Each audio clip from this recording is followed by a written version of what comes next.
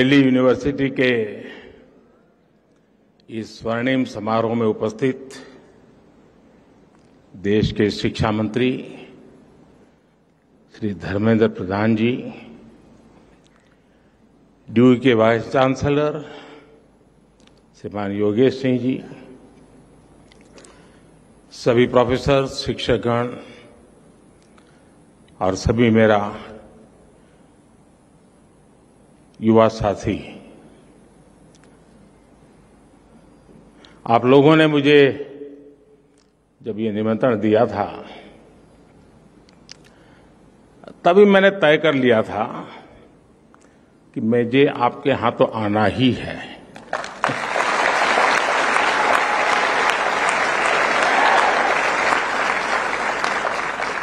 और यहाँ आना अपनों के बीच आने जैसा है।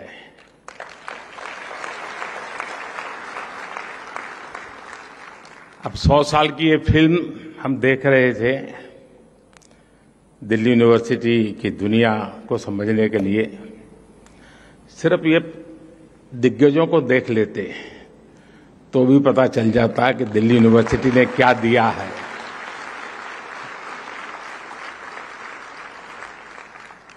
कुछ लोग मेरे सामने बैठे हैं जिनको मैं विद्यार्थी काल से जानता हूं, लेकिन अब बहुत बड़े बड़े लोग बन गए हैं।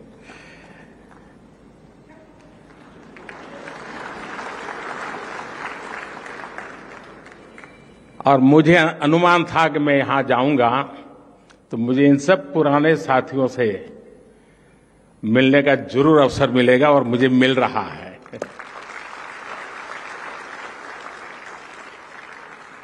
साथियों, ड्यू का कोई भी स्टूडेंट हो, कॉलेज फेस्ट चाहे अपने कॉलेज में हो या दूसरे कॉलेज में, उसके लिए सबसे इम्पोर्टेंट यही होता है कि बस किसी तरह उस फेस्ट का हिस्सा बन जाए। मेरे लिए भी ये ऐसा ही मौका है।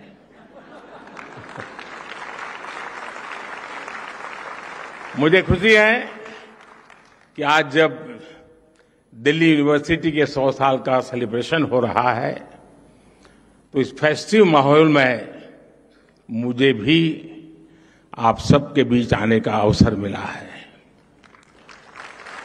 और साथियों, कैंपस में आने का आनंद भी तभी होता है जब आप कलीग के साथ आए।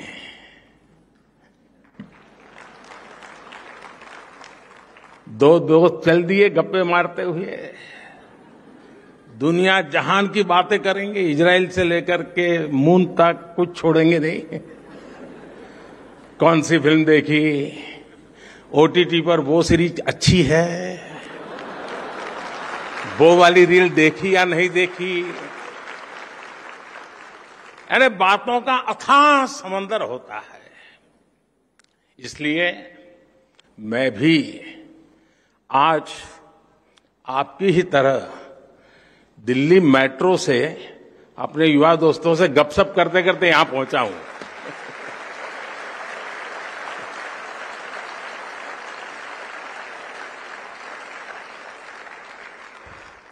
उस बातचीत में कुछ किस्से भी पता चले और कई दिलचस्प जानकारियां भी मुझे मिली।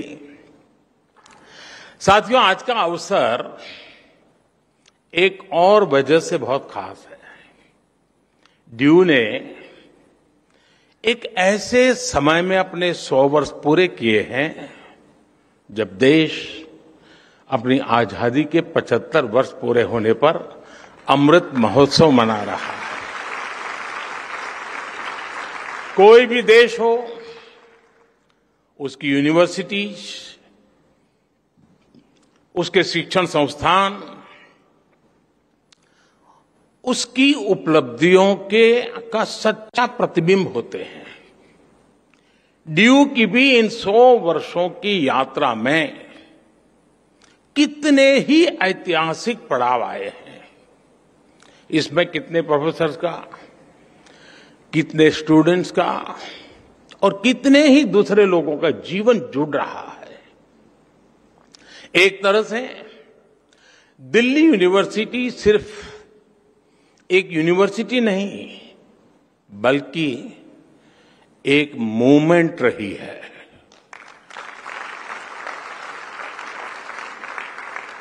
इस यूनिवर्सिटी ने हर मोमेंट को जिया है। इस यूनिवर्सिटी ने हर मोमेंट में जान भर दी है। मैं इस ऐतिहासिक अवसर पर यूनिवर्सिटी के सभी प्रोफेसर्स और स्टाफ को, सभी स्टूडेंट्स और एल्यूमनाई को हृदय से बहुत बहुत बधाई देता हूं। साथियों, आज इस आयोजन के जरिए यहां नए और पुराने स्टूडेंट्स भी साथ मिल रहे हैं। स्वाभाविक है, कुछ सदाबहार चर्चाएं भी होगी। नॉर्थ कैंपस के लोगों के लिए कमला नगर, हडसन लाइन और मुखर्जी नगर से जुड़ी यादें,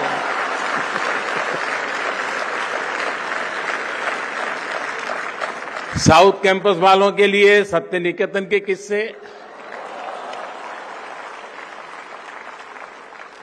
आप चाहे जिस ईयर के पास आउट हो, 2 डीयू वाले मिलकर इन पर कभी भी घंटों निकाल सकते हैं।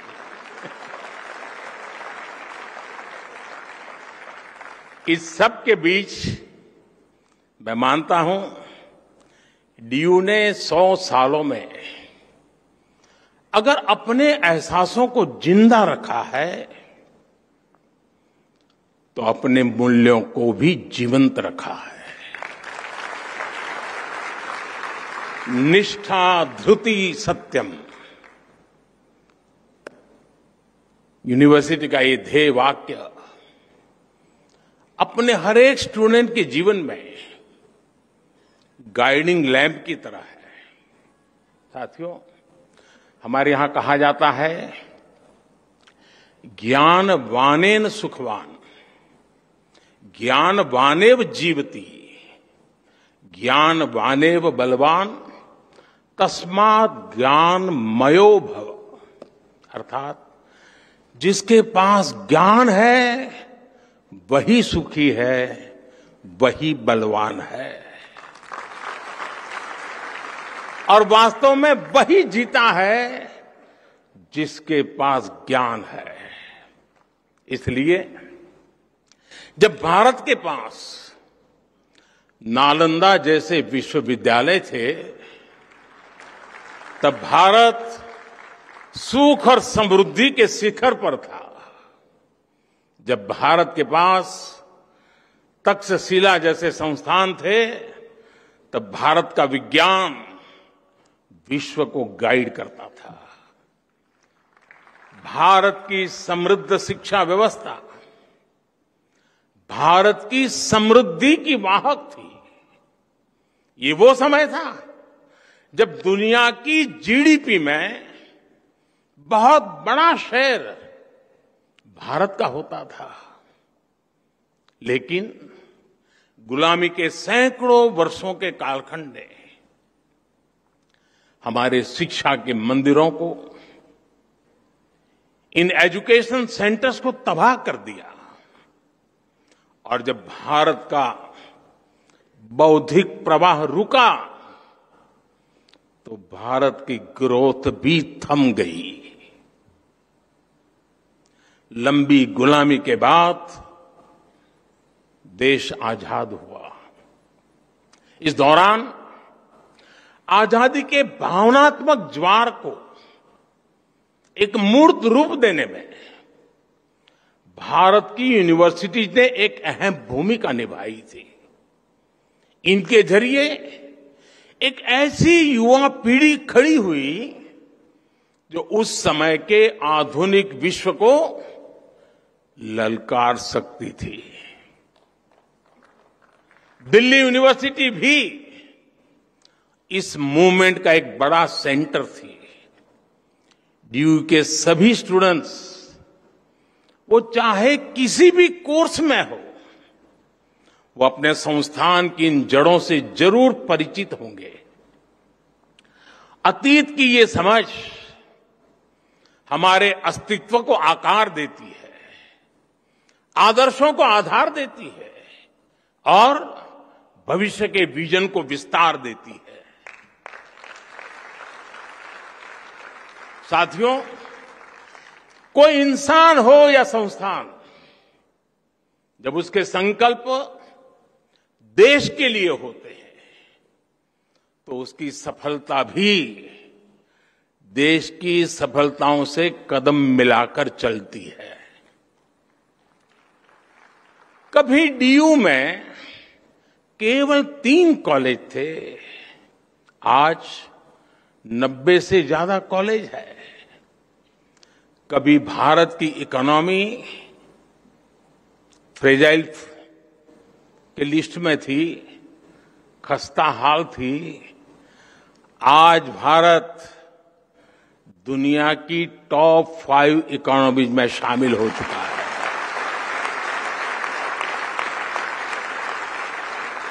आज डीयू में पढ़ने वाले लड़कों की तुलना में लड़कियों की संख्या ज्यादा हो गई है। इसी तरह देश में भी जेंडर रेशियो में काफी सुधार आया है। यानी शिक्षण संस्थान की जड़ें जितनी गहरी होती हैं, देश की शाखाएं उतनी ही ऊंचाइयों को छूती है। और इसलिए भविष्य के लिए भी यूनिवर्सिटी और देश के संकल्पों में एक रूपता होनी चाहिए, इंटरकनेक्शन होना चाहिए। 25 साल बाद जब देश अपनी आजादी के 100 साल पूरे करेगा, तब दिल्ली यूनिवर्सिटी अपनी स्थापना के 125 वर्ष मनाएगी।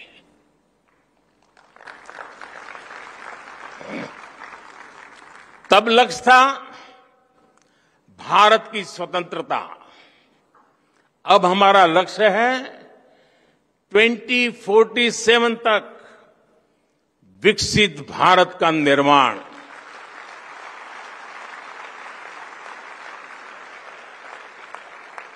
पिछली शताब्दी के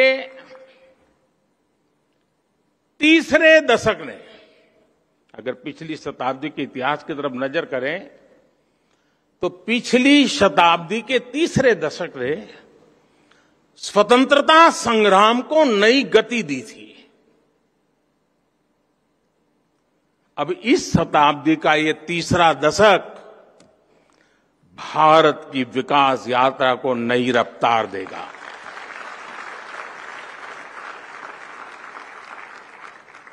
आज देश भर में बड़ी संख्या में यूनिवर्सिटी, कॉलेज बनाए जा रहे हैं।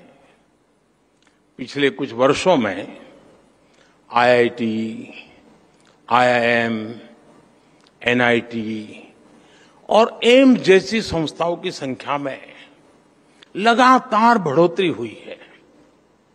ये सभी इंस्टीट्यूट्स न्यू इंडिया के बिल्डिंग ब्लॉक्स बन रहे हैं। साथियों, शिक्षा सिर्फ सिखाने की प्रक्रिया नहीं है, बल्कि ये सीखने की भी प्रक्रिया है। लंबे समय तक शिक्षा का फोकस इसी बात पर रहा कि छात्रों को क्या पढ़ाया जाना चाहिए, लेकिन हमने फोकस इस बात पर भी शिफ्ट किया कि छात्र क्या सीखना चाहता है।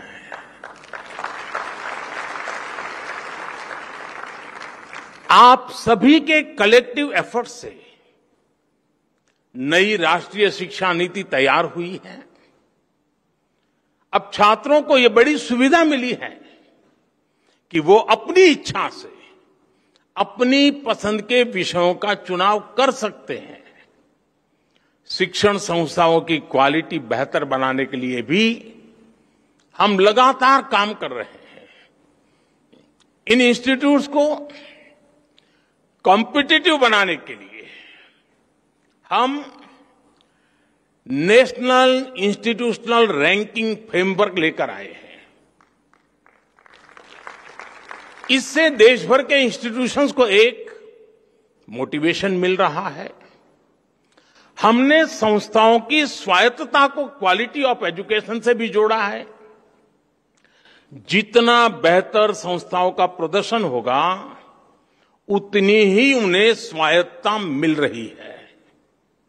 साथियों, शिक्षा की फ्यूचरिस्टिक नीतियां और निर्णयों का परिणाम है कि आज इंडियन यूनिवर्सिटी की ग्लोबल पहचान बढ़ रही है। 2014 में क्यूएस वर्ल्ड रैंकिंग में केवल 12 इंडियन यूनिवर्सिटीज होती थी। 2014 में 12 यूनिवर्सिटीज, लेकिन आज ये संख्या 45 हो गई है। हमारे एजुकेशन इंस्टीट्यूट्स दुनिया में अपनी अलग पहचान बना रहे हैं। हमारे संस्थान quality education, student faculty ratio और रेपुटेशन सब में तेजी से सुधार कर रही है।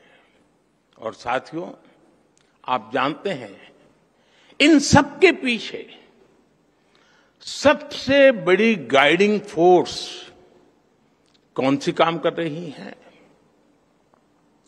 ये गाइडिंग फोर्स है भारत की युवा शक्ति। इस हॉल में बैठे ही हुए मेरे युवाओं की शक्ति। साथियों, एक समय था जब स्टूडेंट्स किसी इंस्टीट्यूट में एडमिशन लेने से पहले सिर्फ प्लेसमेंट को ही प्राथमिकता देते थे। यानी एडमिशन का मतलब डिग्री और डिग्री का मतलब नौकरी। शिक्षा यहीं तक सीमित हो गई थी। लेकिन आज युवा जिंदगी को इसमें बांधना नहीं चाहता। वो कुछ नया करना चाहता है, अपनी लकीर खुद खींचना चाहता है। 2014 से पहले भारत में सिर्फ कुछ 100 स्टार्टअप्स थे। आज भारत में स्टार्टअप्स की संख्या 1 लाख को भी पार कर गई है। 2014-15 की तुलना में आज 40% से ज्यादा पेटेंट फाइल हो रहे हैं।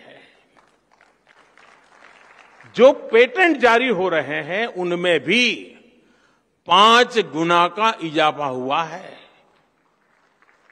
ग्लोबल इनोवेशन इंडेक्स, जिसमें भारत 18वें पायदान पर था 80 से की बात, वहां से बढ़कर के आज हम 46 पर पहुंच चुके हैं। वो स्थान हमने प्राप्त किया। अभी कुछ दिन पहले ही मैं अमेरिका की यात्रा से लौटा हूं। आप सबने देखा होगा आज भारत का सम्मान कितना बढ़ा है, गौरव कितना बढ़ा है। क्या कारण है? क्या कारण है आज भारत का इतना गौरव बढ़ा है? उत्तर वही है, क्योंकि भारत की क्षमता बढ़ी है, भारत के युवाओं पर विश्व का भरोसा बढ़ा है। इसी यात्रा में भारत और अमेरिका के बीच initiative on critical and emerging technology यानी आईसेट डील हुई है।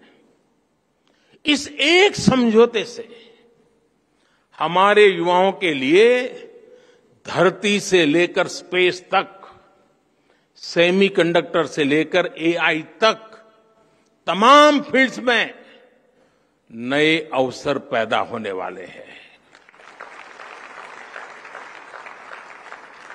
जो टेक्नोलॉजी पहले भारत की पहुंच से बाहर होती थी, अब हमारे युवाओं को उनकी एक्सेस मिलेगी, उनका स्किल डेवलपमेंट होगा। अमेरिका की माइक्रोन, गूगल तथा एप्लाइड मटेरियल्स जैसी कंपनियों ने भारत में बड़े निवेश का फैसला लिया है। और साथियों, ये आहट है कि भविष्य का भारत कैसा होने वाला है, आपके लिए कैसे कैसे अवसर दस्तक दे रहे हैं। साथियों, इंडस्ट्री 4.0 की क्रांति भी हमारे दरवाजे पर आ चुकी है। कल तक एआई और एआर वीआर के जो किस्से हम साइंस फिक्शन फिल्मों में देखते थे, वो अब आज हमारी रियल लाइफ का हिस्सा बन रहे हैं। ड्राइविंग से लेकर सर्जरी तक रोबोटिक्स अब न्यू नॉर्मल बन रहा है। ये सभी सेक्टर्स भारत की युवा पीढ़ी के लिए, हमारे स्टूडेंट्स के लिए नए रास्ते बना रहे हैं। बीते वर्षों में भारत ने अपने स्पेस सेक्टर को खोला है, भारत ने अपने डिफेंस सेक्टर को खोला है, भारत ने ड्रोन से जुड़ी नीतियों में बहुत बड़ा बदलाव किया है। इन सभी निर्णयों से देश के ज्यादा से ज्यादा युवाओं को आगे बढ़ने का मौका मिला है। साथियों, भारत की विकास यात्रा से हजारों युवाओं को, हमारे स्टूडेंट्स का कैसे लाभ हो रहा है, इसका एक और पक्ष है। आज दुनिया के लोग भारत को, भारत की पहचान को, भारत की संस्कृति को जानना चाह रहे हैं। कोरोना के समय दुनिया का हर देश अपनी जरूरतों के लिए परेशान था, लेकिन भारत अपनी जरूरतों को पूरा करने के साथ साथ दूसरे देशों की भी मदद कर रहा था। लिहाजा विश्व में एक क्यूरियोसिटी पैदा हुई कि आखिर भारत के वो कौन से संस्कार है जो संकट में भी सेवा का संकल्प पैदा करते हैं। भारत का बढ़ता सामर्थ्य हो, भारत की G20 प्रेसिडेंसी हो, ये सभी भारत के प्रति कौतूहल बढ़ा रहे हैं। इससे हमारे जो ह्यूमैनिटीज के स्टैंडर्ड्स हैं, स्टूडेंट्स हैं, उनके लिए अनेकों नए अवसर पैदा होने वाले हैं। योग जैसा हमारा विज्ञान, हमारी संस्कृति, हमारे फेस्टिवल, हमारा लिटरेचर, हमारी हिस्ट्री, हमारा हेरिटेज, हमारी विधाएं, हमारे व्यंजन आज हर किसी की चर्चा हो रही है। हर किसी के लिए नया आकर्षण पैदा हो रहा है। इसलिए उन भारतीय युवाओं की डिमांड भी बढ़ रही है जो विश्व को भारत के बारे में बता सके, हमारी चीजों को दुनिया तक पहुंचा सके। आज डेमोक्रेसी, इक्वालिटी और म्यूचुअल रिस्पेक्ट जैसे इंडियन वैल्यूज दुनिया के लिए मानवीय पैमाना बन रही है। गवर्नमेंट फर्म से लेकर डिप्लोमेसी तक कई क्षेत्रों में भारतीय युवाओं के लिए लगातार नए मौके बन रहे हैं। देश में हिस्ट्री, हेरिटेज और कल्चर से जुड़े क्षेत्रों ने भी युवाओं के लिए अपार संभावनाएं बना दी है। आज देश के अलग अलग राज्यों में ट्राइबल म्यूजियम्स बन रहे हैं। पीएम म्यूजियम के जरिए आजाद भारत की विकास यात्रा के दर्शन होते हैं। और आपको ये जानकर के भी अच्छा लगेगा कि दिल्ली में विश्व का सबसे बड़ा हेरिटेज म्यूजियम युगे युगीन भारत ये भी बनने जा रहा है।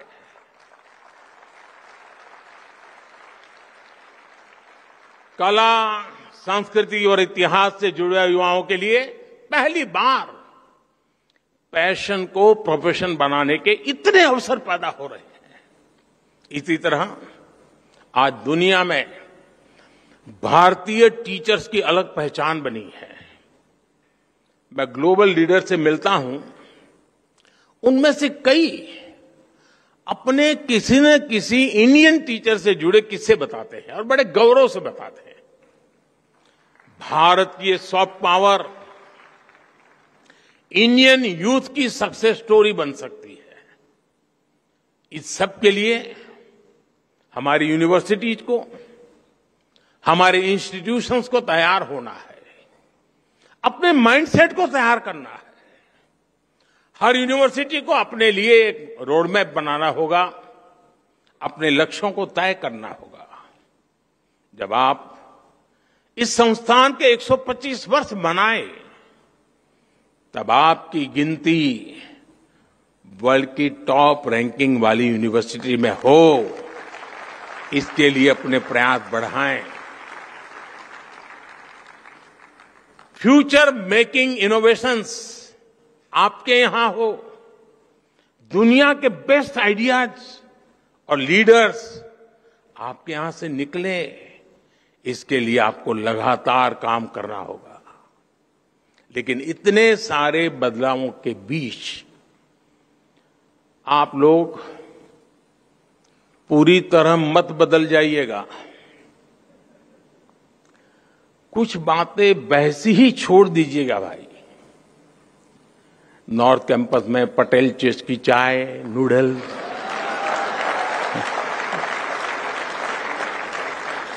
साउथ कैंपस में चाणक्य आज के मोमोज, इनका टेस्ट न बदल जाए, ये भी आपको इंश्योर करना होगा। साथियों, जब हम अपने जीवन में कोई लक्ष्य तय करते हैं तो उसके लिए पहले हमें अपने मन मस्तिष्क को तैयार करना होता है। एक राष्ट्र के मन मस्तिष्क को तैयार करने की ये जिम्मेदारी उसके एजुकेशन इंस्टीट्यूट को निभानी होती है। हमारी नई जनरेशन फ्यूचर रेडी हो, वो चैलेंजेस को एक्सेप्ट करने और फेस करने का टेम्परामेंट रखती हो। ये शिक्षा संस्थान के विजन और मिशन से ही संभव होता है। मुझे विश्वास है दिल्ली यूनिवर्सिटी अपनी इस यात्रा को आगे बढ़ाते हुए इन संकल्पों को जरूर पूरा करेगी। इसी के साथ आप सभी को इस शताब्दी वर्ष की यात्रा को जिस प्रकार से आपने आगे बढ़ाया है, उसे और अधिक सामर्थ्य से और अधिक शानदार तरीके से और अधिक सपने और संकल्पों को लेकर के सिद्धि को प्राप्त करने का रास्ता बनाते हुए आगे बढ़े। सिद्धियां आपके कदम चूमती रहें, आपके सामर्थ्य से देश बढ़ता रहे। इसी कामना के साथ आप सबको बहुत बहुत शुभकामनाएं। धन्यवाद। तो प्रधानमंत्री नरेंद्र मोदी को आप सुन रहे थे। शताब्दी समारोह दिल्ली यूनिवर्सिटी का 1922 में नींव रखी गई और आज दिल्ली यूनिवर्सिटी एक ऐसी यूनिवर्सिटी है, एक ऐसा शिक्षक संस्थान है जहां पढ़ने का ख्वाब देश ही नहीं बल्कि दुनिया के भी कई बच्चे देखते हैं। देश भर के बच्चे यहां पढ़ना चाहते हैं और दिल्ली यूनिवर्सिटी में प्रधानमंत्री नरेंद्र मोदी ने कई अहम बिंदुओं को छुआ जिसमें उन्होंने कई अहम बातें रखी।